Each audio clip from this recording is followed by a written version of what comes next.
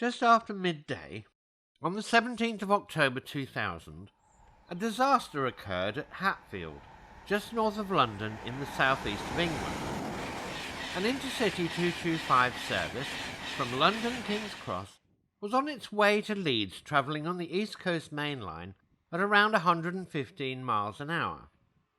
Unbeknown to the experienced driver of the GNER train, there was a lethal crack in the rail ahead, when, on rolling over it, the fracture resulted in a failure of the left-hand rail and consequently a major and indeed fatal derailment of the train. Following the derail event, which occurred at 12:23, the train managed to travel a further 1,000 yards or 900 metres, with the front three units, locomotive and first two carriages, remaining upright and actually on the rails, whereas the remainder of the train left the rails and split in two. The worst of the damage was sustained in the restaurant car, which toppled onto its side and careened down the rails, hitting an overhead line gantry. Of the 4 people killed in the accident, all were occupying the restaurant carriage, although there were overall 70 people injured, 3 of them seriously.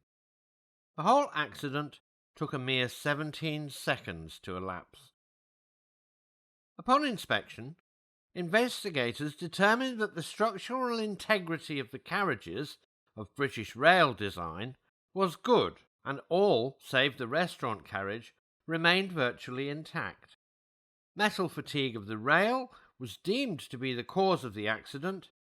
A particular type of issue, known as rolling contact fatigue, was found to have occurred in the rail and resulted in catastrophic failure. Shockingly, this failure was limited to just 0.2 inches deep and 4 inches long. It does not sound very much, but was enough to cause the incident. Even worse was the fact that the problem was raised in December the previous year, but nothing was done about it. Replacement rails were made available, but never delivered to the location, and so no repair was ever carried out.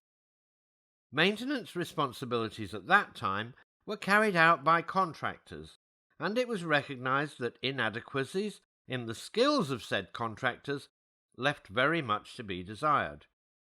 In fact, a number of other rail failures in the network, all down to lack of expertise, were known about, but not the true extent. Railtrack consequently imposed over 1,800 speed restrictions on the network in an attempt to prevent further similar accidents. This caused significant disruption to many rail operators, purportedly causing losses of up to £6 million a day. Certainly not a trivial sum.